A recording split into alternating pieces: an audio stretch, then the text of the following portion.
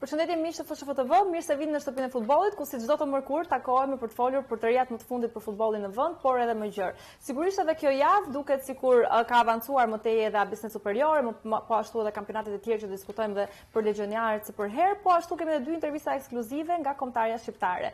E nisim me prezantimin e të ftuarve, Kristi Siatlari, përshëndetje, kënaqësi të kemi përsëri në studio. Përshëndetje Linda, kënaqësia ime. Ardi Behari, si për herë në panelin ton me analistë e tij specifike. Florian Riza, i përhershëm në programin ton. Java tjetër pritet të nisë me një ngjarje shumë të rëndësishme për Federatën Shqiptare e Futbollit, duke qenë se është lançimi i strategjisë së re për 4 vjeçarin e ardhshëm, që është strategjia Vizion për fitoren. Pra, duke mbyllur strategjinë e mëparshme që ishte futbolli për kombin, tashmë kemi lançimin e strategjisë së re ditën e hënë në orën 18. Strategjia në vetvete është një dokument i cili evidenton qartazi momentin në cilin ndodhet futbolli shqiptar dhe çdo gjë tjetër që lidhet me të në Federatën Shqiptare të Futbollit dhe krijon të gjithë strukturën, të gjithë mënyrën se si ky futboll nga viti 2026, nga kjo datë që sapo tha, deri në 2030 do të zhvillohet, do të ecë përpara. Pra kjo qoftë për objektivat e qarta që vijnë në përbazën e piramidës së futbollit në Shqipëri, që ka të bëjë me futbollin për të ri dhe për të vegjël edhe për të ri, dhe deri tek maja e piramidës ku është kampionati shqiptar i futbollit dhe ekipi kombëtar. Pra çdo gjë parashikohet qartazi në këtë dokument kaq të detajuar, i cili ka projekte brenda tij, ka buxhete brenda tij, ka objektiva të qartë dhe mënyrën se si do të realizohet. Kështu që kjo është një eveniment i jashtëzakonshëm. Kjo ndodh çdo 4 vjet, sepse edhe në strategjinë e më përparshme 2022-2026 janë vendosur 10 objektiva dhe pothuajse të gjithë objektivat që janë vendosur janë realizuar. Pikërisht ky është lajmi, ky që thot Flori është lajmi që jo shpallja e objektivave për 4 vjeçarin e ardhshëm, por pikërisht realizimi i të gjithë objektivave që janë marrë në atë periudhë kohë për të kaluar në këtë 4 vjeçarin e ardhshëm. Dhe ky është një lajm shumë i gëzuar, sigurisht që janë impenjime shumë herë më të mëdha, se është një stad tjetër, janë objektiva më madhore nga ato që kemi pasur, po sigurisht që federata dhe me gjithë departamentet e saj është e gatshme për të përqafuar këtë zhvillim të ri, po them. Edhe emërtimi vetë në fakt po të shohim, kemi kaluar nga futbolli për kombin, në këtë rast kemi fillimisht kemi investuar në çfarë është bërë në këto 4 vite patjetër për të ndryshuar patjetër infrastrukturën edhe çdo gjë tjetër, por për të shkuar tek fitoria që është synimi jon i ardhshëm. Dhe këto janë sfidat madhore, sepse nuk është, le të themi kështu, kemi qenë më shumë te gjithë përfshirja, te krijimi i infrastrukturës, te krijimi i bazave, dhe kjo pastaj është një stad më i lartë. Dokumenti i detajuar detyrimisht që shikon edhe prioritetet, pra cilat do jenë prioritetet për 4 vjetet e ardhshme dhe si do realizohen të gjitha këto objektive që ne do vendosim. Pra qoftë për futbollin e femrave, qoftë për zhvillimin e infrastrukturës, projektet e ndryshme, zhvillimi i futbollit bazës, detyrimisht që në top të kësaj mbeten 2 pozicione më kryesore, pra është kampionati Abisnet Superiore, rritje cilësi, dhe ekipi kombëtar. Nëse flasim për fitore, detyrimisht që fitoren e atë nënkuptojmë, pra fitoren e ekipit kombëtar, pjesëmarrjen në kampionat botror, pjesëmarrjen e vazhdueshme në kampionatet evropiane, por në përgjithësi fitoria kuptohet në secilin prej departamenteve, pra secili prej tyre që dhe ne këtu, do vënë ne objektivat tonë. Kështu që ne jemi të detyruar Kemi pjesë të strategjisë. Jemi patjetër, sepse kemi ne objektivat, se do të analizojmë, do ta promovojmë, do ta sjellim në vëmendje ashtu siç duhet çdo gjë që ndodh në Federatën Shqiptare e Futbollit, po. Patjetër që po. Sigurisht ne do të kemi mundësi të flasim prapë për strategjinë. Fakt, po ndoshta një spuntë të thjeshtë, Kristi, se ti ke qenë Florida nga më pak, duke qenë se strategjia e vitit të kaluar, domethënë 3 vjeçarit, 4 vjeçarit, mandatit të parë, ka qenë për futbollin e femrave që të rritet numri, prioriteti kryesor dhe vetëm pikë ka qenë rritja e numrit të vajzave që merren me futboll. Nuk e di sa është realizuar kjo. Kemi një shifër sot, domethënë sa vajza luajnë sot futboll në Shqipëri. Domethënë, unë di që sepse ne registrojmë secilin nga vajzat që luan në secilin prej aktiviteteve që zhvillojmë. Pra zhvillojmë aktivitete për grup moshat, 13-14 vjeçare, për zhvillojmë aktivitete në shkollat 9 vjeçare, pastaj kemi aktivitete rajonale për moshat 14-15 vjeçare, kemi kampionatet kombëtare për 17 vjeçare dhe kampionatin kombëtar të rriturave. Pra të gjitha këto janë aktivitete dhe të gjitha ekipet kombëtare sa kanë të gjitha shtetet që janë anëtarë të mbretërisë flota në UEFA. Pra ekipin e 15 vjeçarëve, 17 vjeçare, 19 vjeçare dhe ekipin A. Në këtë numër të përgjithshëm, unë mendoj që ky futbolli i femrave do të ketë besoj tek 2000 futbolliste aktive që luajnë futboll sot në Shqipëri. E prekshme është rezultati i ekipit kombëtar A, femrat qëndrimi në të njëjtën ligë që ishte në sezonin e kaluar është një nga sukseset që mund të nënvizohet. Edhe pse përballë vajtjes të kombëtares në play-off, kjo bëzbet disi le të themi. Po kjo do futboll në përgjithësi, por që shpresojmë të arrijmë në ato nivele që mund të ta kemi pse jo në të njëjtin nivel edhe vajzat dhe djem. Ndërkohë, çfokusohemi nga strategjia sepse do kemi hapësirë për të folur javën tjetër dhe rifokusohemi tek legionarët. Në fakt nuk ka qenë një javë shumë pozitive le të themi për shumicën e skuadrës, duke qenë se një pjesë e lojtarëve për cilët do flasim edhe pak më vonë, Mitaj dhe Aslani gjenden në një situatë paksa të vështirë duke qenë se janë jashtë ekipit. Nga ana tjetër kemi disa dëmtime si Berat Gjimshiti, kemi edhe lojtarë të tjerë cilët nuk po gjejnë minutazh tek ekipet respektive. Për sa i përket Portës jemi goxha okay, duke qenë se po themi portierët titullar janë aktiv. Ivan Balliu që është po ashtu i dëmtuar, Mario Mitaj nuk është i përfshirë në skuadër, Elseid Hysaj është pjesë e skuadrës por është në stol, Ardian Ismaili rikthehet me ndeshje të plota me Torinon, Arlinda Jeti po ashtu si gjithmonë, Berat Gjimshiti i dëmtuar. Vetëm le të themi 6 lojtarë nga lista e fundit e kombëtarës janë aktiv me klubet e tyre që luajnë shumë minuta ose të paktën titullar. Fillimisht Ardi si të duket gjendja aktuale po themi e gjithë ekipit?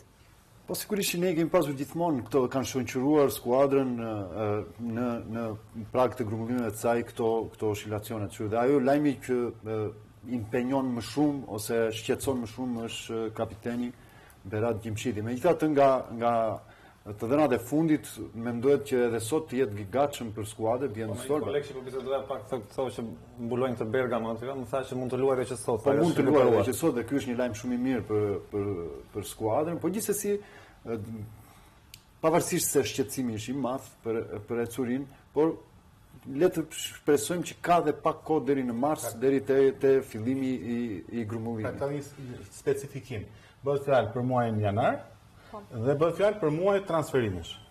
Pra këto dy elementë do t'i marrim në analizë, që jo se të gjitha kampionatet kanë filluar, ose jo të gjitha ekipet mund të kenë organikën e plot për të vazhduar më tej, sepse janë këto ndryshime. Vetëm kampionatet e Rusia, Amerika pritet të rifillojë së shpejti. Në mars, ndryshimet e federimeve. Pra ka lojtarë, për shembull Torino, vërtet nuk e aktivizon Aslani sot, sepse e kanë nxjerrë në listën e transferimeve deri në fund të janarit, por kjo do të thotë që spoluan. Pa spoluan sepse është në listën e transferimeve, do të bashkohet një ekip, si thua që analiza e plot do bëhet në shkurt. Nëse të gjithë të jenë në organikën e secilit të ekipit, po favor të ekipit kombëtar, sepse duket sikur jemi larg nga marsi, por në fakt vjen shumë shpejt grumbullimi. Tash që jemi në janar, nuk ka asnjë lloj rëndësie sepse janari së fundmi, le të themi në 4-5 vitet e fundit, është bërë muaj futbolli. Ka qenë muaj pushimi stërvitor për pjesën më të madhe të historisë të ishte se ishim te dëmtimet, domethënë pyetja ishte për dëmtimet. Dhe ato që shqetësojnë më shumë, po themi ishin nga Ky është muaj që edhe mund të rikuperosh. Po Nedim Bariami që pas shumë peripercive arriti të futej në ritmin e skuadrës dhe të gjendeve dhe të kthej ajo që ne na intereson të merrte minutat e ndeshjes, ka pësuar një dëmtim dhe sigurisht jo të rënd, se për 2 javë kthehet në skuadër. Kështu që kjo dinamik nuk është se më shqetëson shumë, sepse nuk kemi dëmtim dhe inshallah nuk kemi për të pasur, një dëmtim që të preokupoj për kohëzgjatje. Gjithë lojtarët janë të gatshëm, le të themi kështu, përveç atyre që Flori tha, që janë të përfshirë në merkato. Sido që të jetë puna, përfshirja në merkato dhe humbja e ndeshjeve të janarit nuk është një faktor pozitiv, edhe pse kemi gjithë shkurtin dhe fillimin e marsit për të bërë gati për kontakt. Vetëm te merkatoja, Kristi, çfarë ndryshime, çfarë të rejash kemi nga lëvizjet e lojtarëve, specifikisht për Aslanin dhe Mitaj, ndoshta edhe për Rejmanaj? Për Aslanin sot ishte një lajm që ka dalë si siren turke Beshiktashi. Një ekip që me emër të madh në Turqi, por për momentin nuk është se është në atë pozitë që mund të konkurrojë për titullin kampion, duke qenë se këto Galatasaray, Fenerbahçe kanë kaluar pak në një nivel më të lartë. Gjithashtu, Manaj flas për Aslanin që dal lajmi sotëm që flitet për në Turqin Beşiktaş. Sa serioze është, ta gazetarët turk e kishin raportuar. Pastaj ne gjithmonë abuzojmë edhe me këtë pjesën e lajmit që del një shkëndijë e çojmë Aslanin aty të firmosur. Gjithsesi do merret sepse ai lojtari i Interit, është në Uazim Torino, nuk është e lehtë edhe për punë shifra është edhe financiare, sepse normalisht Torino do paguaj diçka te Interi dhe duhet të marrë të mirë ku do ta çojë Aslanin për pjesën e mbetur të sezonit. Pastaj për Manaj, me thënë drejtën, kampionati aty është duke vazhduar në Emirate, por Manaj nuk shfaqet në skuadër, është si të thuash me valixhen në duar. Kemi dëgjuar shumë, thashë theme nëpër media si vendat e si tuaja ku flitet për një transferim në Kin, unë deri tani nuk kam informacion për këtë. Tek Sivaspori, por trajneri ka dalë në konferencë për shtyp këto ditë bashkë me drejtorin dhe kanë thënë që kushtet financiare që Manaj kërkon nuk i përballon dot për momentin Sivaspori. Sepse është në dy gjëra. Para Aslani, domethënë, e krahasoi plotësisht me rastin e Muçit, i cili pasi ndroi ekip brenda ligës turke, ka luajtur aq mirë dhe ka dhënë një performancë të tillë për ekipin sa ekipi i tij, i cili ishte i renditur shumë poshtë në tabelë, ka shkuar në mbi Beşiktaş. Dhe po ti ka një gjë këtu, nëse keni ndjekur, çfarë më bashkë se di. Muçin te Trabzonspori ka luajtur winger i Majt. Në stabël, si po flas për këtë. Jo, thjesht ndoshta kjo performancë mirë ka ardhur që ai ka pasur një stabilitet në qëndrueshmëri të pozicionit. Po ta kujtojmë pak te Beşiktashi, ai luante një herë mbava Sunues, dhe një herë djathtas, një herë Majta. Lere se çka ka ndodhur. Jo, për ta plotësuar e kisha, nuk e kisha konkretisht ka ndodhur një gjë. E njëjta gjë mund ndodhi me Aslanin. Pra ai ofrohet tek Beşiktashi dhe Beşiktashi bën përpara saj dhe lojës së tij të mirë, sa është një shtyt shumë e madh, një lojtar cilësor shumë domethënës për ekipin. Dhe ndoshta për Aslanin edhe me gjë mund të jetë përshtatja, adoptimi i shpejt me një ekip sepse ka diferencë madhe, ndërsa për Rejmanën mendoj që ai është ka një eksperiencë të tillë në transferime, sa ka lëvizur ai shumë, sa që procesi i përshtatjes për të është bërë rutinë, kështu që ai nuk e ka problem fare. Kudo që të shkojë, ai përshtatet më shpejt se çdo lojtar tjetër. Lajmi mirë e fundit fare është rikthimi nga dëmtimi i Kumbullës. Është një forcë e shtuar për skuadrën dhe është absolutisht që është një lajm shumë i mirë. Patjetër. Ndërkohë më se ishim duke folur pak edhe për Ernest Muçin, ai ka shënuar një gol tjetër të rëndësishëm, duket sikur është një nga lojtarët më në formë të kombëtarëve shqiptarë në fakt. Goli i tetë sezonal në fakt në këtë rast për kampionatin turk. Vazhdon forma e mirë, ndërkohë ndjekim golin dhe duke e komentuar paksa edhe me formën e mirë që po kalon. Duket sikur nuk zhgënjen në një farë mënyre, pra mban atë ritmin që jemi mësuar në këto javë të fundit duke e parë. Vërtet ai ka nderuar ekipin e tij në minutat e fundit, që kanë qenë kruciale për ekipin e Trabzonsporit, ku nuk e mendonte në fillim kampionatit se do kishte një histori kaq të mirë. Golat e Muçit kanë rezultuar efektiv për ekipin. Dhe gjithashtu, siç e prekam edhe më përpara, pozicioni i tij ai ka të paktën tani ndihet rehat dhe me veten e tij ka gjetur si të thuash atë formën dhe ka hyrë në rrugën e dur. Pse jo, për të vazhduar dhe ndoshta për të rikthyer te Beşiktashi, sepse kujtojmë që është në Uazim dhe për të tentuar pse jo një transferim edhe në një ekip edhe më cilësor. Ne i dim gjithë tani këtu, s'është nevojë të përmend Ardit apo Flori cilësitë e Muçit. Ajo që unë dua të kujtoj. Ai mund të luajë në një kampionat më të fortë. Thjesht duhet gjetur, duhen pushur disa gjëra bashkë. Në që po flasim mund ta bëj këtë gjë, sepse jo vetëm ka qenë decisiv me skuadrën, ka influencuar në rezultat, por ka prodhuar gola jo vetëm nga hiçi, por të një cilësie shumë të lartë. Dhe vërtet që ka bërë këtë lajmin që e shoqëron me vete, por mos ta harrojmë. Në gjykimin tim nuk është problem pozicioni. Ka dy faktorë që kanë ndikuar te ecuria e mirë e Muçit, e para ana psikologjike, sepse gjeti një ambient shumë të ngrohtë, i cili priste nga Muçi, si shpëtimtari me më pak presion se Beşiktashi dhe një nivel më i ulët se Beşiktashi, le të themi, ku Muçi e ka shumë më të lehtë për të rënë sy. Beşiktashi është orkestër me harqe, nuk mund të vesh ti me saksofon edhe të bësh veçan. Kështu që këto dy arsye në gjykimin tim, sepse nuk është roli Kristi. Po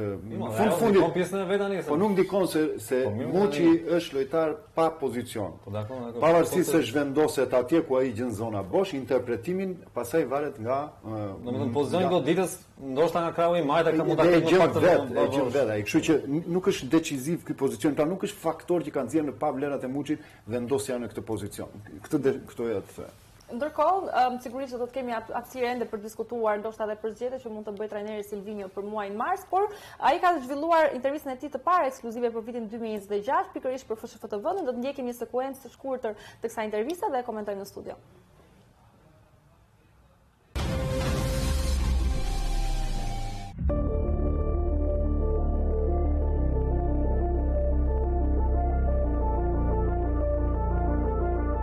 Anche non c'è da scegliere, è lì. Allora parliamo delle due partite, poi tutti arrivano lì a 100%. Ogni tanto sento qui che c'è una squadra scarsa o facile da battere. Io come allenatore che vivo il calcio già da decada, poi io non sono d'accordo, il calcio ha cambiato, si vede di tutto, poi in 90 minuti può succedere tutto. Allora, Bologna è una squadra forte, conosciamo bene, loro hanno un processo, noi anche un altro, allora si gioca, può succedere tutto. Per il calcio 3 mesi dopo cambia tutto, allora parliamo di 2 o 3 anni fa. Loro hanno una bellissima squadra, grandissimi calciatori, poca gente sa o si ricorda, ma questa Polonia, la stessa Polonia, nel senso che 4 anni fa faceva anche il playoff da 2022. La prima partita non hanno giocato perché era contro la Russia, ma la seconda partita hanno battuto la Svezia per 2-0 alla finale. Una squadra con un calciatore importante, sono abituato. Conoscono benissimo anche i playoff e sono stato lì e anche hanno fatto il mondiale. Della nostra parte è una squadra che ha migliorato tantissimo, come l'ho detto, una squadra che già è abituata a giocare partita difficile, decisiva, al di là dei difficili che sono tutti, partita decisiva, quelle 90 minuti che c'è. Uno sa che deve sbagliare di meno, che tutto è molto importante. Il minimo sbaglio ti può fare veramente male. Io mi fido tantissimo, come l'ho detto, della nostra squadra, dei nostri calciatori, del nostro lavoro. Ancora mancano 2 o 3 mesi poi da aspettare. Magari possiamo arrivare lì con forza massima. Pra, trajneri Silvinho analizon edhe situatën e Shqipërisë përkundër Polonisë në shortin e play-offit, por në fakt diçka interesante që do ta ndiqni sigurisht kur të ndiqni intervistën e plotë në kanalet tona, sigurisht në FSHFTV, po ashtu edhe në kanalin YouTube. Në fund unë i bëj një pyetje dhe i them, mister, a ka mundësi t'ja dalim në këtë rast? Ai thotë që sigurisht, pra, optimizmi ndjehet edhe tek trajneri Silvinho, i cili tashmë ka rimar, le të themi, drejtimin e gjithë programit të skuadrës pas një pauze të caktuar. Kristi, si e shikon? Po dyshimi, që nga ardha e Silvinhos ne kemi thyer disa ekipe që në historinë tonë 100 vjeçare sa kemi shkruar ekipi kombëtar, nuk i kishim bërë përpara. Përmend tu Polonin, mos gabojmë një ekipin, Çekin, Bullgarin, miqësor, kanë qenë ekipe të cilat ne nuk i kishim imagjinuar ndonjëherë që mund të merrin fitore. Për fatin e mirë ne kemi thyer këto. Dhe Polonia është një kundërshtar që ne e njohim. Pavarësisht se ata në letër kuotohen shumë lart se sa ne, sepse kanë lojtarë me eksperiencë dhe lojtarë që vlerësohen në tregun ndërkombëtar dhe luajnë me ekipe të mëdha. Por gjithashtu, siç e përmendi trajneri, nuk është e pamundur asgjë. Ne kemi treguar vitin e fundit, sidomos që kur duan bëjmë ndeshje të mëdha, si ajo e Serbisë, apo ndoshta edhe deri më të shtarit me Anglinë që kishim far personaliteti edhe pse to fjalë që jemi përshtatur, jemi mësuar të bëjmë ndeshje decisive. Po, mund ta themi kështu që jo se kur mund të, domethënë ne duam se kur duam. Po pse mos duam? Jo, se disa herë duam, disa herë duam. Domethënë ekipi shkon gjithmonë për luajtur shumë mirë. Po në disa raste realizohet, në disa raste nuk realizohet. Pra, puna duhet bërë normalisht me trajneri në fundin e saj thotë duhet shkojmë të paktën mos ketë asnjë firo ditën e ndeshjes. Kjo do ishte ajo që do predikojmë ne sot. Pastaj ç'është e fati mendoj. Në këto ndeshje decisive normalisht fati ndikon edhe në futboll fati është gjithmonë aty. Është i pandashëm. Po s'patë fatin e nduar shikoj se kam parë edhe një gol dje në ndeshjet e djeshme.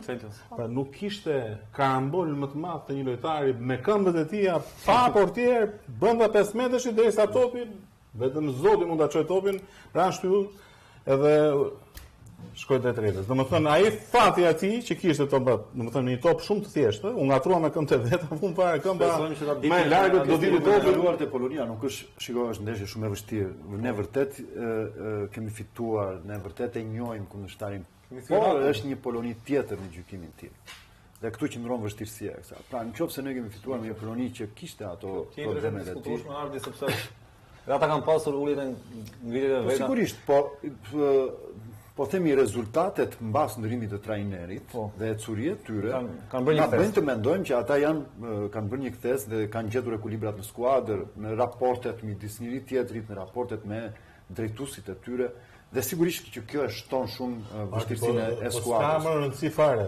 Gjithashtu detyrimisht do jetë i fortë, se po flasim për raundin e parë play-off. Absolutisht. Jo, është më të fortë që gaboj kanë pasur Holandën dhe Estoninë në grupin e tyre. Por nuk ka ekip të dobët. Ç'është ky ekip? Jo, nuk ka. Nuk po them se ekipi i dobët. Tash e pa mundur. Dhe sikurse edhe ne, se me meritim të plot. Polonia është në raundin e parë play-off. Po ka as merit, jemi neve. Dhe detyrimisht që ti, lojtarët janë të ndryshëm, por ndeshja përcaktohet nga dy faktorë kryesor, nga dita në cilën luhet dhe nga ora në cilën luhet dhe në vendin në cilën luhet. Këto janë ato që ose do të shtë ditë. Ti mund të jesh lojtar shumë i mirë, po çdo bësh atë ditë në atë orë në atë vend, ka një perspektivë, do bësh këtë si të vi.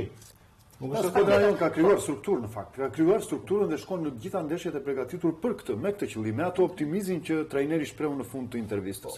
Dhe shkon dhe këtë e ka të ngulitur sepse dhe përbërja ta imponon. Ke lojtarë që pak i sigurt, edhe pse mund të mungojë dikush, për shembull, ai nuk është të bëhet me dhimbje koke sepse patjetër që ka edhe në stol për ta zëvendësuar. Unë thosha, është i qetë trajneri. Ndeshje të kësaj natyre duhet të ruhesh shumë nga episodet e pa ato që ta komplikojnë të gjithë situatën. Pra, kush episod? Rasti i një kartonit pa merituar, që e merr në një pozicion gabim një pasim pati i madh i kundërshtarit gjytesh nga 30 metra dhe 40 metra shënoi gol po shmangë këto pjesa tjetër është lojë 50%. Por që patjetër besoj të bëjmë dakord gjithë që forma e lojtarëve është një element i rëndësishëm dhe në fakt kemi edhe dy lojtarë të tjerë të cilët janë relativisht në formë të mirë.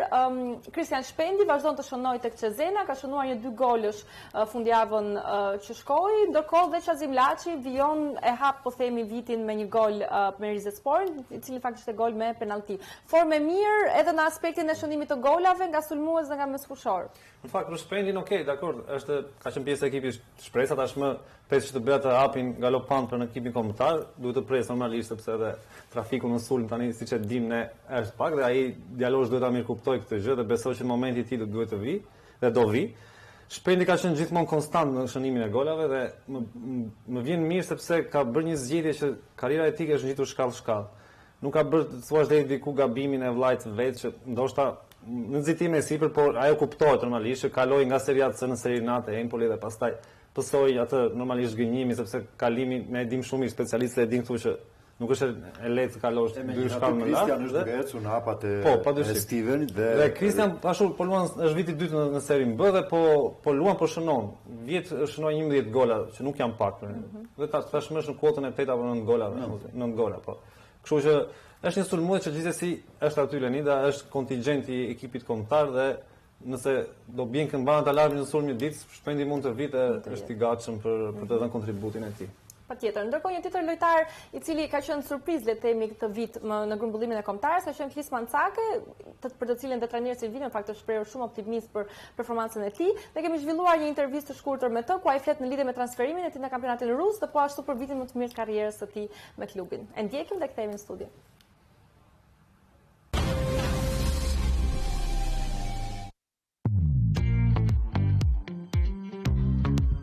Besoj për mua viti 2025 ishte viti më perfekt i mundshëm që mund shkote, duke nisur në fillim me titullin kampion me Shkëndijën, më pas futja në grupet e Konferenca Ligës dhe më pas që ishte qershia anëtor të thirrja e kombëtares, kur arritëm dhe fitore shumë të mëdha dhe siguruan play-offin.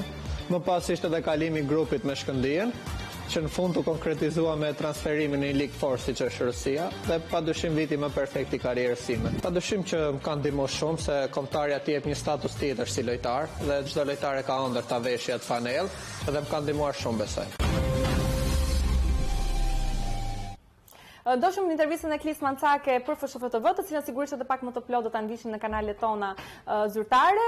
Një lojtar interesant, i cili në fakt ka marrë dhe pritshmëri pozitive, ka marrë edhe komente pozitive edhe nga publiku, por edhe nga trajneri Silvinjo, ndërkohë që një tjetër lojtar kyç i kombëtarës shqiptare është Çazim Laçi, i cili është pothuajse gjithmonë titullar dhe vazhdon të ketë performanca të mira edhe në Superligën turke, ka shënuar një gol me penallti në këtë rast. Ardi, ti si e shikon karakterin e Laçit? Duket sikur është lojtar që gjithmonë vrapon vlerësinë për kombëtaren. Duket në fakt Lenit si një Altin Lala, i ri, po themi, në profilin e tij, sepse bën kilometra pa fund dhe mbulon jo vetëm pjesën defensive, edhe gjatësia i dhe fiks.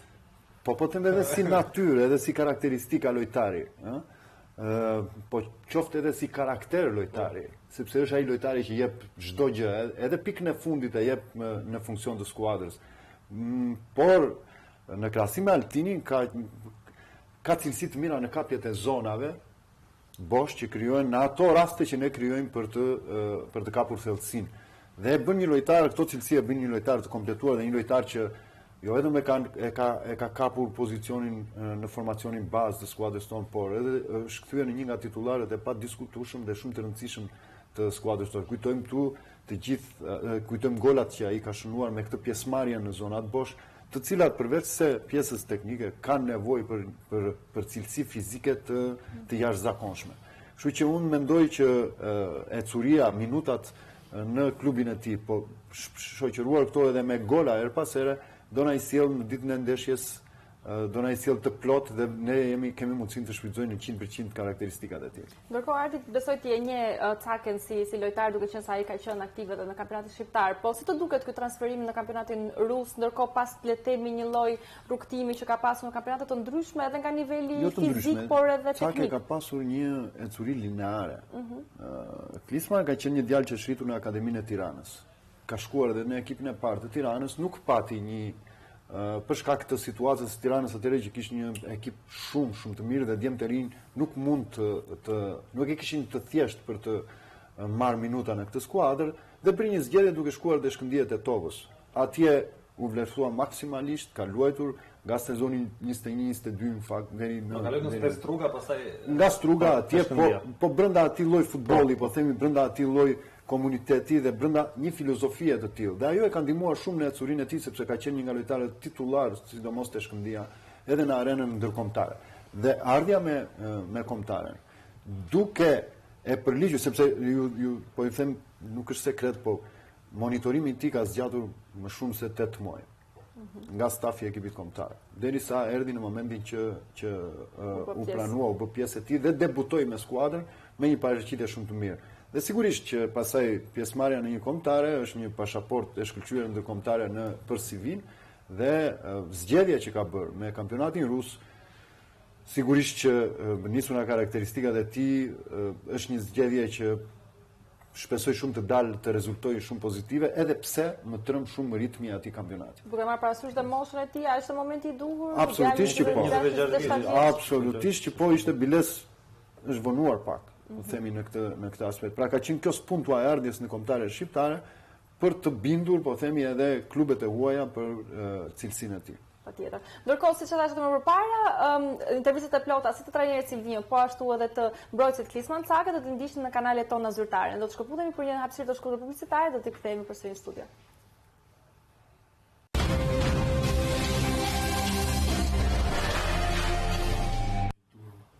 Jemi rikthyer në studio, do të flasim për Abisnet Superior. Është mbyllur java e 20 e Abisnet Superior kampionatit shqiptar.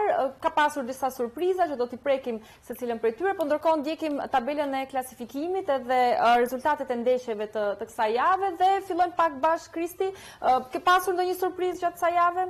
Në një ndeshje që të normalisht fitoria e Vllaznisë në kryeqytet ka qenë ajo surpriza sepse për shkak edhe të precedenteve që ishin në fazën e dytë ku kjo ndeshje kishte disa polemika që për mua deri diku pavarësisht se trajnerët dolën pak nga kornizat i bëri mirë kësaj rivaliteti sepse ndezi edhe pak atë bukurinë e garës edhe të ndeshjes. Padyshim që Dinamoja ishte ekipi më në formë në fundin e vitit 2025 së bashku me Ignatian, vini nga histori pozitive fitoresh dhe pastaj me fillimin e vitit të ri nuk e di pushimet ju kanë bërë keq të dyja këtyre ekipeve. Kjo ndoshta e kondicionuar të flasë Dinamo për mungesat e shumta që blut kanë në ekip, por pastaj edhe Vllaznia që duket sikur e nisi me një start të vrullshëm, mbaroi benzina dhe në vitin që filluam nisi sërish ta marr veten dhe pam një Vllazni tjetër. Kjo është ajo surpriza që unë pash. Pastaj te Tirana dihet që të gjithë presim atë ktesën e madhe, nuk është më surprizë. Ajo barazimi në fund me Vorën më surprizoi sepse mendoja që Tirana duhet ta fitonte ndeshje për të shpresuar që të qëndrojë në kategori. Kto ishin dy ndeshjet e tjera. Pastaj Flamurtari këto të tjerat ishin ndeshje normale të pritshme. Riza, ndërkohë duke parë edhe tabelën e klasifikimit. Një sqarim, duhet të them që 3-4 javë pushim midis përfundimit të një faze dhe fillimit të një faze tjetër, ndoshta është një pak komplekse si situatë, se trajneri duhet të lërë pushim, duhet të vazhdojë stërvitjet, duhet të ketë ndeshje, është vit i ri në mes, dhe nuk kemi këtë Dinamo me Gradja s'kan pasur kaq shumë, mos gaboj kanë pasur më pak, shumë pak. Një javë. Po në Superkupën ka pasur asnjë javë, 50 ditë. Po pensoj kampionatin. Po, në të gjithë javën, në fjalë. Dhe këtu besoj që duhet të shohim më mirë do ishte periudhë ishte më ngushtë. Pa kishte më 2 javë pushimi midis tyre. Po të shohësh këto ekipe që kanë bërë siç e ti 3-4 javë pushim, kanë marrë një lloj karikimi dhe po të shoh këto ekipe kanë Pra po të them që nëse Gradja dhe Dinamo duket se kanë ngarkesë sipër. Kur ke kanë pushim. Do zgjedhësh bësh 10 ditë pushim. Tani ti po thua që ta ulin pushimin. Po të lutem pra, unë po them, duket sigur sepse duhet të rrësh një ritëm nga një javë në javë, të kesh një stereotip se si e mban ti këtë. Pra e di që do luash një herë. Vetëm përpara që janari nuk ka qenë më futboll, ka qenë muaj faze prezantore, muaj pushimi. Pra po them, nëse ky pushim do ishte më i shkurtër, do kishim 2 javë, do kishim garanci që lojtarët nuk do të humbisin formën plotësisht. Tash në 4 javë ndodh që ti do kesh edhe disa ditë pushim, ndodh që do të fillosh pak me vështirësi stërvitje dhe nuk e merr dot formën maksimale në javën e parë. Në gjykimin tim, kjo ndërprerje i ka bërë mirë dhe i ka bërë mirë skuadrave në përgjithësi, atyre që nuk kanë pasur rezultate pozitive deri në atë moment për të rimarrë vetëm për të korrigjuar ndonjë gjë. Ashtu siç kundër ka ulur vrullin e atyre skuadrave që kanë qenë në vrullë sipër. Por gjithsesi është një faktor që është për të gjitha skuadrat njësoj. Oscilacionet që kanë pasur, ajo që ju përmendët Kristi, pjesa e Dinamos, ishte një ndeshje. Një ndeshje kundër Vllaznisë, e cila u kushtozua nga mungesa të paktën sipas me Teutën. Okej, po dhe aty kishte mungesa. Po, edhe aty kishte mungesa. Po dhe prisin që Dinamo vazhdonte aty ku e la me Gradja dhe nuk e vazhdoi. Mungesat, ikja e lojtarëve, kanë ndikuar në këtë performancë dhe për analogji me atë periudhën jo të Vllaznisë që përkon edhe ajo periudhë jo e Vllaznisë me mungesat të cilat jo pak herë trajnerët respektivi i kanë nxjerrë në pa dhe kanë qenë mungesa të qëndrueshme në skuadër shumë të rëndësishme për manovrat e tyre. Unë këtë javë më ka pëlqyer jashtëmase shumë sidomos dueli e Gnatia me Elbasanin. Një ndeshje me shumë kualitet brenda pavarësisht të rezultatit, pavarësisht çfarë prodhoi dhe mirë bëri që prodhoi për t'i dhënë jehon atij lloji kualiteti, sepse pam një ndeshje kartolin të kampionatit tonë. Shumë kualitet, në pjesën e parë një Elbasan korrekt, në pjesën e dytë një Egnatia me gjithë forcën e saj. Pra ka ndeshje, por edhe Vllaznia Dinamo, pavarësisht mungesave të Dinamos, ka qenë një nga ndeshjet me një nivel shumë të lartë të ritmin, intensitetin e ndeshjes, dinamika taktike të skuadrave, tregon që skuadrat e Kaçës kanë krijuar profilin e tyre dhe dal nga dal po krijojnë edhe distancën nga pjesa tjetër e kampionatit, e ndjekësve të tyre.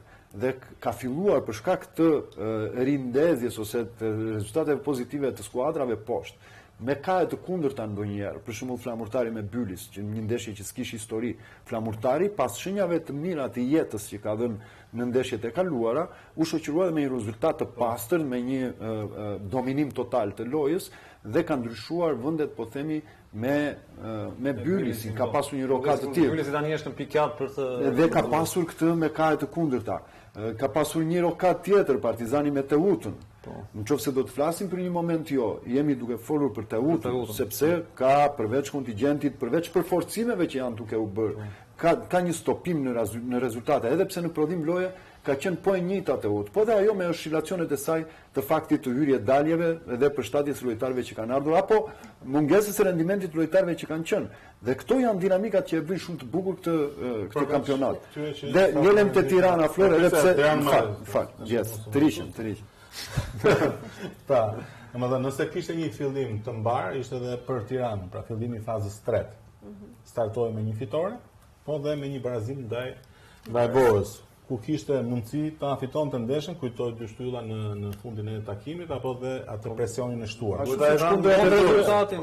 Mund ta mbronte atë rezultat sepse ishte në avantazh, kështu që unë mendoj se pastaj jam çështë fal dakord, po. Edhe Bora hyn tek ekipet e cilat luan deri në fund. Në fazën e parë në ndeshjen me Partizanin, të cilën nëse donte vetëm të qëndronte besnik e pikës që kishte fituar deri në 90, mund ta mbyllte aty ndeshjen, por rrezikoi për shkuar deri në fund dhe arrit ta shënoi golin. Po kështu dhe me Tiranën nuk u dorëzua pavarësisht presionit që ushtoi Tirana. Një episod ishte pas shënimit të golit. Një episod ishte, ajo ndeshje. Të lutem se më kam dikur kështu për çdo gjë që e kam dikur atë ndeshje. Episodin e Bora nuk ka qenë fare në fushat të ndeshjes. Një episod dhe Tirana është ndëshkuar. Tirana ka atë që nuk vret ndeshjen. Për mendimin tim Tirana nuk e vret ndeshjen. Është në fazën që Tirana duhet që paralelisht, po ta shohësh ndeshjet paralelisht duhet të fitojë pikë për mos mbetur kur shumë pas. Po si mund të marrësh pikë pa vrarë ndeshjen, sepse Tirana po ti shohësh ndeshjen e Tiranës ka kaluar në avantazh para dhe nuk e ka vrarë. Ndeshja vritet si të duash, por po them që duhet bëj konsolidimin e ekipit, duhet i sjellë lojtarët që i ka marrë për herë të parë. Duhet i sjellë lojtarët në formën e tyre, duhet i sjellë në harmoninë e tyre, duhet mos u mbasi pikët dhe tjera gjithmonë pranë ekipeve që mos ketë diferencë fikse, po zgjidh situata e tabelës në mënyrë matematike që kuptim ka se të luash. Puna është ti mos a gjesh këtë pozicion dhe ky është një proces shumë i vështirë. Pra, lojtarët përshtaten me njëri tjetrin, lojtarët përshtaten me ekipin, lojtarët përshtaten me kampionatin, lojtarët të përshtaten me temperamentin e futbollit shqiptar dhe njëkohësisht gjithë këta lojtarë të ardhur ristazit të Tirana për herë të parë te Tirana duhet që të fitojnë ndeshjet, që Tirana mos mbetet pa pikë ose në distancë të konsiderueshme pikësh me vendet që diskutojnë qëndrimin apo jo në abecedën superiore. Dhe ky është një pozicion i vështirë, don prandaj them që për Tiranën nisi mbar për shkak se e fitoi ndeshjen e parë dhe barazoi të dytën që edhe mund ta fitonte. Presioni i pozicionit në të cilën është Tirana e detyron që mos të jetë vetvetja në gjykimin tim. Sepse ajo pjesa e trysnisë për të fituar çdo ndeshje me këdo kundërshtar ndonjëherë kthehet në bumerang. Për mua, me lëvizjet e fundit Tirana vërtet që mund të ketë shtuar pak cilësinë, sidomos në linjën e parë të sulmit, por ka humbur harmoninë. Atë harmoni në automatizma që me zor të madh pavarësisht të rezultateve e kishte krijuar në dy fazat e para. Kështu që është në luftë jo vetëm me pikët që mungojnë, jo vetëm me kundërshtarët që luftojnë fort, po është në luftë me kohën për të krijuar automatizma në skuadër, sepse Flori përmendi një sër faktorësh që duhet të përshtaten dhe në plotësisht të drejtë ka. I pari që duhet përshtatet është stafi, trajneri, për të qenë i gatshëm përshtatet me futbollin shqiptar, për të njohur më mirë kundërshtarët dhe për t'i dhënë skuadrës një fizionomi në fundit. Dhe ka në dispozicion lojtarët që ka pasur me ndryshime shumë të mëdha, nuk ja japin këtë mundësi. Kështu që këtu ngelet për të parë pasaj se si do të jetë ecuria e Tiranës kundër të gjithë këtyre faktorëve. Janë shpërqendruar dhe pak nga nisja e sezonit e kanë nisur me trajner Milen, pastaj Bordim, pastaj vjen Noel dhe edhe ata stafi nuk e përmend, arrit të stafi, edhe ata automatizmat edhe këtë Kristi me siklet të madhe përmend se nuk e di do ma lejonte Flori apo jo. Ka problem se ka raste që bën të por ka një kështu diskutim në publik për një kontradikt midis dy trajnerëve, midis Edi Martinit dhe Ilir Dajes. E mendoj që kjo duhet shuhet. Nuk ka pse të vazhdoj, përveç faktit që i njoh të dy dhe ka miq, por edhe njerëz që janë pranë tyre duhet shkojnë drejt saj, të shuajnë këtë polemikë që sepse nuk më pëlqen. Më pëlqen fakti që nesër duhet ta shuajnë se nuk i bën askujt. Jo ta shuajnë edhe fare. Mjafton të heqin ato gestet që janë antisportive dhe pastaj kjo pjesa deklarata e fundit edhe mua më pëlqen, sepse për shembull në Itali kjo zgjenë edhe sado japin e zgjenë ndeshjen, e ngren vjen tifozë në stadium. Bushëritë sociale, Wenger dhe pikërisht. Këto pastaj geste këto janë tepruara, por Kjo pjesa e zgjedhjes ka gjëra, edhe unë aty jam. Ata janë të dy trajneshë e kanë atë batutën ironi dhe mund të ta menaxhojnë të sigurisht që plotson atë kuadrin, por gjithmonë me mas. Ka gjëra më të bukura për të folur për kampionatin, në fakt është po themi fokusohemi pak edhe tek sfida tjetër, fakt edhe një ekipi tjetër të Kryeqytetit, Partizani me Teutën, si e pesi ndeshja se duket në këto nivele Partizani. Po thash, ishte një nga ndeshjet më të vështira të javës për shkak të tabelet për renditjes së tyre në tabel klasifikimi. Ishte një ndeshje që barazimi nuk do ndihmonte asnjërin sepse do ta lindte në të njëjtat situata pa i dhënë një po themi një arsye pozitive apo negative për të marrë feedbackun të skuadrat për atë pozicion ku janë. Dhe ishte një ndeshje e luftuar, një ndeshje që për atë çka skuadrat prodhuan mund të shkonte dhe barazim, por kualitetet zgjidhen gjithçka. Zgjidhi kualiteti Tomës në atë interpretim të golit të parë të Partizanit, po edhe në ndërimet e Kërnajës me futjen në lojë të si të Skukës dhe të lojtarit që bëri Contreras, që janë lojtarë me shumë eficiencë. Nuk mund të flas për Skukën sepse gjendja fizike dhe dëmtimet e kanë lënë kështu, por Contreras është një rast për të analizuar. Është lojtari me eficiencën më të madhe të golave për minuta të luajtura.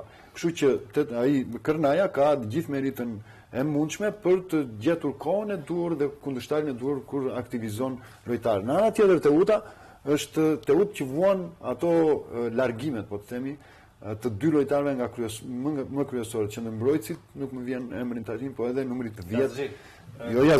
Jo, ishte mungesë e Kotobellit që ndikoi jo pak në edhe te gabimi i qendrës së mbrojtjes, por edhe lojtarët që kanë ikur që janë larguar në merkaton e janarit, kanë një peshë jo të vogël në rendimentin e Teutës. Megjithatë Teuta është në një moment edhe pse ka prodhuar lojë. Ka prodhuar goxha lojë, por nuk ka pasur rezultatin në favor të saj. Betemi tek Toma pak Kristi sepse është lojtar që besoj ti e njeh sepse e kemi vënë re edhe tek kombëtarja U21 është lojtar i rëndësishëm, po ashtu edhe ka shënuar. Po unë them ai djali nëse do ishte në një ekip klasën këto të katërshës përpara, cilin do qoftë Ignati apo ai numrin e golave do ta kishte 3 fish besoj. Është një ekip që një lojtar që vetëm nga ajo marrje që bëri te goli, aty tregoi që cilësitë e tij duket. Të bëj një biografi të shkurtër për të ndihmuar. Po, patjetër. E di formuar. Okej, mund ashtu. Po Rok Toma është i formuar në Akademinë e Torinos. Po, vjen nga jashtë, padyshim. Është i formuar. Ka qenë dy Tora dhe Toma që shkon te Teuta në mënyrë vetëm ka dhe të tjerë, jo vetëm ka dhe të tjerë që është kthyer tani dhe është shumë e mirë për kampionatin. Kartonin e ka plotësisht Partizani apo është nuazim se këtë gjë nuk të ndihmoj dot. Këtë gjë nuk e kemi, duket se është nuazim nga jashtë. Nuk e di, sepse ka qenë vjen nga paguar për kartonin. U rikthye pra nga Teuta, Albino Lefe, pastaj rikthimi i tij te Partizani mendoj që është zgjedhje dur që bëj. Por them që është një nga ata lojtarët që Partizani ka pritshmëri të madhe, ashtu siç kundër është pjesë e ekipit ton U21 me cilësi të jashtëzakonshme. Ne që bëri ardhin komentin e ndeshjes, më shumë pa ishur meritat Kërnajës, më shumë mendoj që ndeshjen e humbi Dobi, sepse po të shoh 10 minutat e fundit, ardhi ti ke ndjekur besoj ndeshjen, Teuta e gënjeu mendja ndoshta deri diku me të drejtë që mund ta fitonte ndeshjen. Dhe po ta shohësh u hodh pak përpara dhe pati disa momente që e vunin vështirësi Partizani dhe mund të shtonte edhe Teuta. Dhe mbrapa ata lanë shumë hapësira dhe një kundërsul me Skukën që normalisht dihet për atë shpejtësinapin e tij, një pasim u ndëshkuar. Ajo ndeshje ishte për mua drejt barazimit, po me shumë fat dhe me pak pse këtu nuk del nga ekuacioni nuk del Kërnaja, sepse jo, thash pa ishte mirë sepse dhe Kërnaja i la territorin. Po. Me një blok të mesëm dhe ulit i la një territor për ta tërhequr presionin e Teutës, ta çuar atje lart dhe aktivizimi këtyre lojtarëve që ne folëm. Po është shumë e rrezikshme. Po ti bashkë me rastet? Absolutisht kishte raste. Dhe këtu e justifikoi Dobin. Në një ndeshje që ti prodhon kaq raste, duhet që ti të insistosh për ta fituar. Por mungesa që kishte në linjë mbas, dështoi në markimin preventiv për të marrë masat për atë topin e kthyer, duke ditur që ti po luan kundër një Partizani që karakteristikën, fizionominë e lojës e ka ndërtim të thjesht në poshtë dhe thellësinë me lojtarët e shpejtë. Ardi, ndërkohë duket sikur është kthyer një lloj trendi që lojtarët tek të 20-ta, 21-ta, siç përmend Tomën, po ashtu Kolaj, por edhe lojtarë të tjerë duket sikur kanë gjetur veten tek kampionati shqiptar, pra janë formuar si lojtarë ndoshta në kampionate të tjera të huaja, por provojnë të bëhen profesionistë ose ta ushtrojnë profesionin këtu edhe në Shqipëri. Është një nga trendet më të mira që jo vetëm për lojtarin, për të ardhmen e lojtarëve, për interesin e tyre, po çështja kryesorja edhe për futbollin ton. I fundit i ardhur është Muça te Vora. Po Dario Daka ka është para nga këta, po patjetër që po. Po them Muça është lojtar i formuar në Greqi në mos gaboj me Olympiakosin, ka shkuar te Genova në Itali, ka qenë pjesë e ekipeve tona kombëtare, luajti për një periudhë kohe në Serie C dhe ka gjetur, ka marrë vendimin për të ardhur te Vora, presim debutimin e tij, një lojtar kualitativ. Kjo ndihmon jo vetëm në të ardhmen e tyre, po çështja kryesorja ndihmojnë në futbollin tonë. Është i njëjti proces. Pra siç edhe për lojtarët e ekipit kombëtar, që pavarësisht se janë formuar në shtete të tjera, ata kthehen për të luajtur, pra ndoshta nuk janë pjesë e ekipit kombëtar në Itali apo në Gjermani apo kështu. Flori para 5 vitesh nuk ndodhet kjo. Para 5 vitesh procesi është normal. Pra edhe ti si lojtar nuk thjesht atë jo të nuk ka ndodhur. Ka disa motive për cilat ndodh. E para ka të bëjë me rritjen e cilësisë abisnet superior, e dyta ka të bëjë me rritjen e pagesave. Është diskutueshme kjo pjesë. Unë do të kundërshtoj pak këtë, se ndoshta edhe vaza e lojtarëve shqiptarë që luajnë jashtë është pak e madhe dhe jo të gjithë gjejnë hapësira dhe jashtë, se buzësia dihet. Ka të bëjë me arritjen e ekipit kombëtar.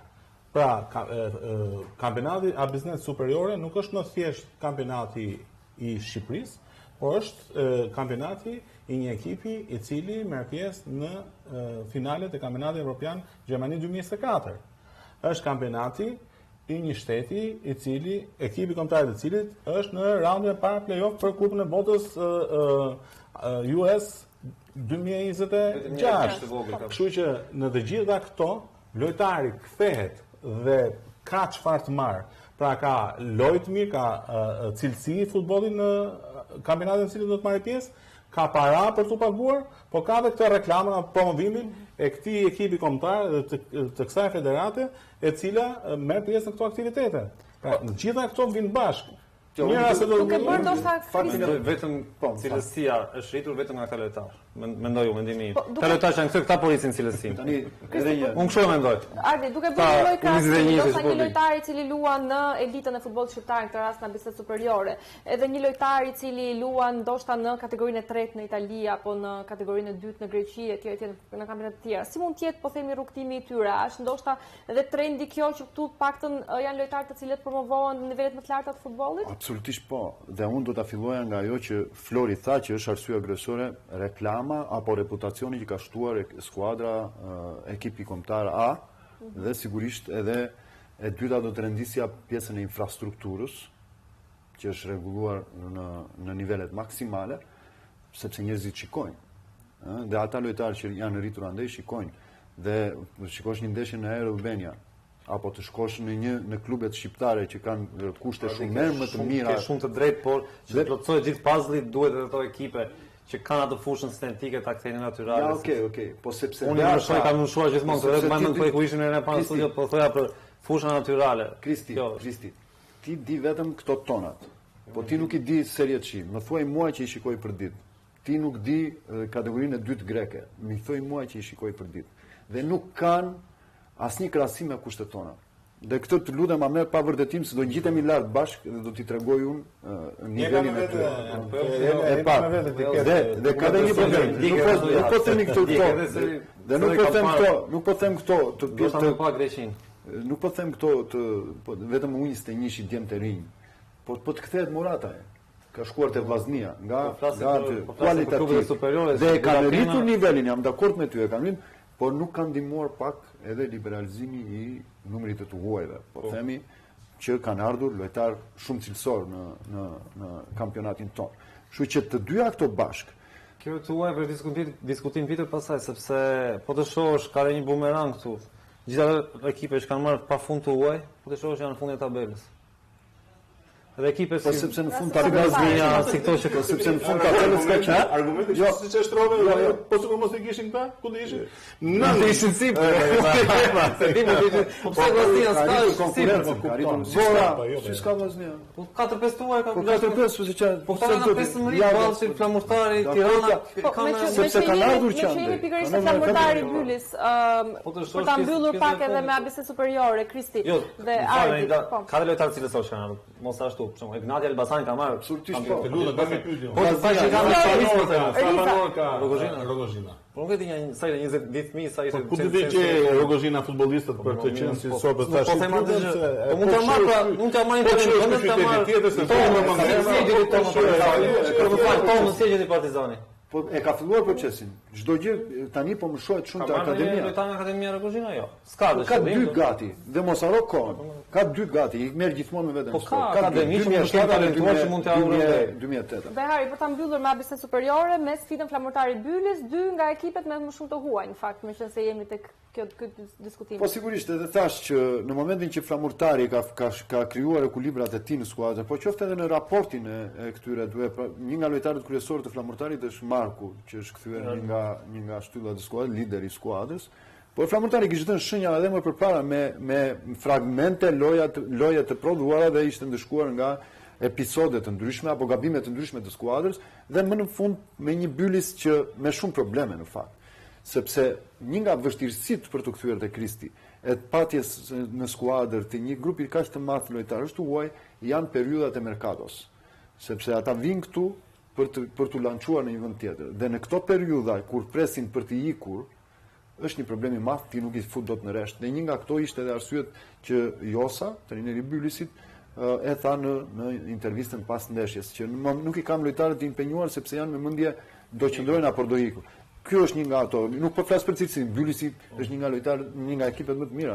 Por në mentalitet, ne kemi një mentalitet të tillë që lojtarët që gëzojnë një formë të mirë në një moshë shumë të re, duan të fluturojnë, jo të ikin, të fluturojnë drejt një kampionati vendituar. Pra, pa mbushur mirë një sezon aktivizimin në biznes superiore, pa u bërë akoma një lojtar me peshë për ekipin tënd, pa treguar plotësisht potencialin e futbollit të cilin luan, ti do të largohesh, ka shumë që largohen.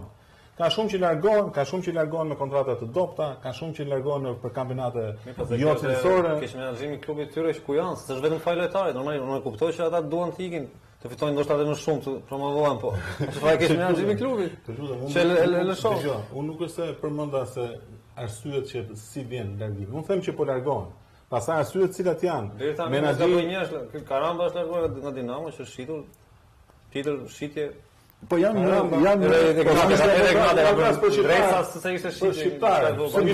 Dresa shitje ishte, jo si ishte që është mungesë e qëndësishme. Ishte me Vllaznin. Po themi tani, po themi tani në janar, po okay, dakord jam. Vazhdo. Po flasësh për janarin, do të thuan për katën e Korikut tani. Në përgjithësi unë flas për fenomenet. Po okay. Nuk flas për faktin që këto gjëra kanë ndodhur, unë jam në gjendje të shpjegoj. Por nuk është ky momenti. Edhe një herë, nëse neve lojtarët që krijohen këtu dhe kanë cilësinë futboll ose premtojnë të bëjnë lojtarë shumë të mirë, largohen në moshën 19, 20, 21 vjeç, detyrimisht është e vështirë të zvendësosh. Pa imagjino tash, lojtarin më të mirë të një grupi lojtarësh, neve e eksportojmë direkt në moshën e tij fillestare. Dhe kjo shifre majme që ti nuk refuzosh. Shifre ka këtu dhe se i ke parë. Po themi për Ignatin, pse jo? Pse ti kalojmë kështu? Ignati i kanë, do të thënë është duke bërë tratativa për largimin e Dajsinani dhe të Xhemalit. Xhemali më duket se e ka mbyllur dinin time. Po edhe sikur të mos ta kenë mbyllur. Qarkullimi i të qenurit të lojtarëve në qendër të merkatos, me këto shifra, me këto lëvizje, me këto klube prestigjioze ku mund të shkojnë, që kanë direkt të bëjnë me lidhje me të ardhmen e tyre, i përqendron për të qenë të fokusuar në ndeshjen e radhës. Një, dhe dyta, duhet të futemi në këpucët e presidentëve. Është i vetmi burim të ardhurash që kanë momentin në këtë stad që jemi ne kur qeveria nuk ka asnjë. Jam shkuar me ty po. Unë të jem në një, ose futbollist, ose drejtues i një klubi. Unë po çova lojtar në Kazakistan, e di që ku është Kazakistani, ta ketë si dorë futbollin. Ne jemi në Evropë këtu, jemi mes Evropës në Shqipëri. Po të vinë 800 euro, po lërë me 800 euro dhe shumë të parë me 800 euro dhe shko letara ka në Dinamo ka problem 200 euro se mori nga Europa në Mongoli. Mori një thes me lekë nga Europa, nga UEFA. Nuk i ka problem 200 euro që ka ambë dhe tani nuk ka mes fush. Apo Xhemaili. Xhemaili në dinin time ka 100 euro klauzolën. Që ai mbrojtës me atë të cilës nuk e besoj. Burimet e mia ashtu më tham, po nesër. Nuk e besoj. 100 euro është pak për ata që talesh të largohet, po gjithsesi vetuesa e Ignatja se din. Është domethënë një vlerë e humbur për kampionatin shqiptar, sepse ai që në mbrojtësit që nuk e besoj. Pikat. Jam i prirur të besoj kur flasim për shifra 800 apo 900 milion euro si ishte rasti Zak Brogje si në Kazakistan, po atje në Groenland ku do vej ai Trumpi do ta çoshte. Është diçka që të jep një ekipi të jep një frymëmarrje dhe nga ana financiare. Patjetër. Vetëm për të parë gjithsesi se çfarë do të sjellë edhe merkatoja e janarit, por ndërkohë fokusohemi edhe tek një element i rëndësishëm që e përmendi dhe Behari pak më përpara, që është përmirësimi i infrastrukturës, që në fakt e ka rritur edhe nivelin e futbollit në Shqipëri dhe në fakt është inauguruar dhe fusha e re Benardina Qeraxhia në Durrës, që në fakt afër pikërisht në atë fushë stërvitet edhe Akademia e Federatës Shqiptare të Futbollit Elite Youth Development Academy, që përbëhet nga 55 futbollistë shumë talentuar, të cilat ndoshta në një të ardhmen mund të jenë edhe pjesë e ekipeve kombëtare. Është një investim shumë i rëndësishëm apo jo, Behari? Po, Lenid ju thatë që mund të bëj edhe Elite Youth atje. Ajo është për Elite Youth. Është shkollë në të cilën studiojnë futbollistët e Elite Youth. Është në grupin e godinave ku është hoteli, ku është restoranti. Pra është janë 3 skuadra të grumbulluara për në gjithë vitin. Në funksion të projektit Elite Youth. Është një punë 3 vjeçare në fakt e Federatës Shqiptare të Futbollit, e cila me seleksionimin dhe me krijimin e këtyre 3 skuadrave kishte domosdoshmëri këtë fushën dhe erdhi në kohë rekord në bashkëpunim me Bashkinë e Durrësit dhe ka dalë një fushë me parametra të shkëlqyer, sepse aty është ngjitur palestra, është ngjitur siç thash godina e fjetjes, godina e shkollës, pra është një qendër grumbullimi në funksion të Elite Youth. Dhe sigurisht që janë 3 skuadra që kanë dalë në bazë të këtij projekti, kanë dalë nga të gjithë seleksionimet e zonave rajonale dhe fruti është shumë i shpejtë. Domethënë ne si vjet edicionin e kaluar të development ne kemi fituar trofeun e U15-s, që është direkt frut i kësaj pune dhe i kësaj datëlindje. Kështu që ishte një domosdoshmëri e realizuar në kohë rekord ndërtimi i kësaj fushës. Ndërkohë një tjetër investim i rëndësishëm është dhe fusha e tretë pikërisht këtu në shtëpinë e futbollit, që fakt ka përfunduar edhe vizimi edhe vendosja e portave, që mund të shërbejë patjetër në të ardhmen edhe si një fushë e radhës për kombëtarët shqiptarë, për kombëtarët e tjera, por edhe për stërvitjet gjatë kampionatit për U21 vjeçare. Absolutisht po, që ishte edhe kjo një domosdoshmëri tjetër, po ishte të dyja këto fushat ishin, po themi, nevoja të ngutshme. Sepse krijimi një fushë tjetër si kjo me parë një që është më e mirë nga fusha poshtë. Jo, është më mirë. Ka perspektivën. Është më mirë. Po duhet provohet, po megjithatë. E rëndësishme është. Ti si bëre këpucët të pis, ne vajtëm, e pam dhe është më mirë se ajo se fusha poshtë. Dhe shërben shumë. Jo vetëm se mund të punojnë njëkohësisht 2 skuadra, po themi kombëtare.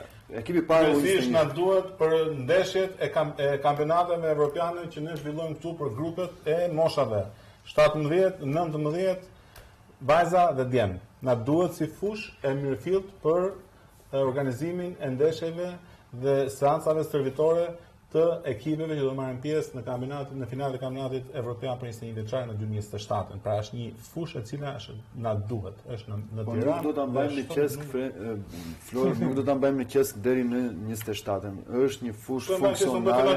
Po, është një fushë funksionale që do shërbej shumë për skuadrat tona.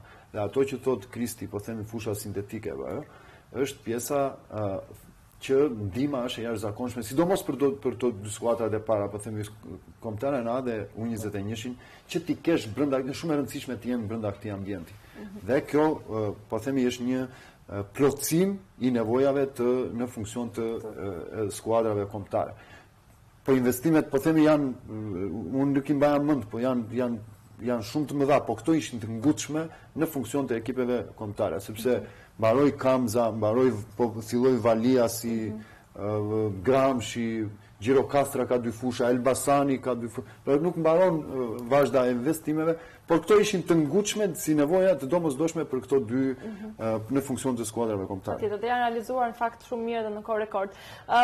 Kjo ishte gjithçka çfarë kishim përgatitur sot për diskutuar. Në fakt prekëm pak a shumë tema të ndryshme, duke filluar nga legionarët, nga Biznes Superiore, intervista ekskluzive, të cilat siç e përmenda më parë mund të ndiqni edhe në kanalet tona zyrtare të Federatës Shqiptare të Futbollit dhe në FSHFTV. Duhet falenderoj Kristi Atlari, Ardi Behari, Florian Riza si për herë. Ne do të shihemi të mërkurën tjetër, përsëri mirupafshim.